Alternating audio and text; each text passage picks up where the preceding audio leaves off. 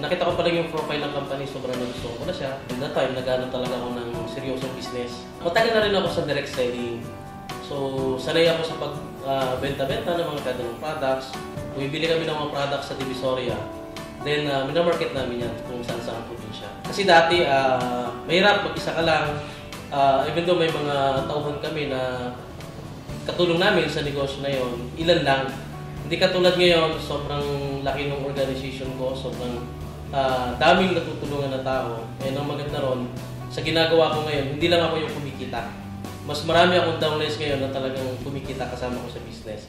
And nung nakita ko si Longbridge, kung gano'n siya ka-stable, na-amaze ako kasi for the first time, and international to, na wala na akong hanapin pa. Talagang products, napakaganda, stability, sobrang okay. And sobrang nagustuhan ko yung marketing plan nila. Nung nag-start ako, talagang masasabi kong walang-wala pa rin talaga ako noon. And of course, naghahanap ako ng opportunity. Ako kasi yung tao na sobrang laki ng puso pagdating sa ganitong business. Andito na talaga yung buhay ko for almost 10 years. Ginagawa ko siya na tuloy-tuloy lang. Kasi yung motivation ko is to become success in life. So, and para din of course sa pamilya ko. Kasi lumaki nga ako sa hirap na sa pamilya namin wala talagang mayaman. So, nung nakita ko na laki ng chance na dito yayaman ako, ginawa ko talaga siya. Yung plano ko, of course, matupad yung lahat ng pangarap ko.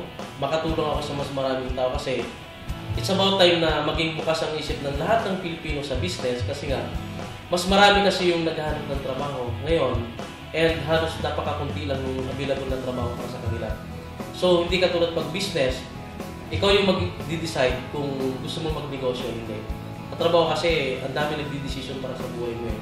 Ako naniniwala 100% lahat ng pangarap ko, nakuha ko na isa-isa yan in 5 years. Kasi ngayon nga, unti-unti ko na siyang nakukuha sa loob ng isang taon. Nakarating ako ng Thailand 2 beses, sa China, sa headquarters, nakita ko na mismo gano'ng kalaki itong kumpanya na to, and sa Malaysia. Ito lang yung may advice ko sa inyo. Pag-uwi mo sa bahay mo, kuha ka ng listahan, tingnan mo kung yung mga produkto na pinakita ko sa iyo meron sa loob ng bahay mo. Pag lahat yan meron, huwag ka na mag-isip kasi matagal mo na yan gastos. Ito na yung time na yung pinakakagastusan natin buwan-buwan, convert mo sa income. Kasi sa Longbridge, habang gumagastos ka, kumikita.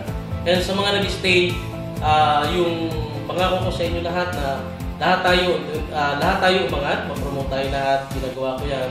100% yung service ko, maasahan nyo yan. And nakita nyo naman sa team natin, pinaka-maraming na-award, na nagkaroon ng award. So, tuloy-tuloy lang tayo, focus on our goal. Gawin natin kung ano yung tama. Ang isipin natin ay tumulong at hindi yung magkaroon agad tayo. Kasi damo na tumutulong ka, doon ka nagkakaroon talaga eh.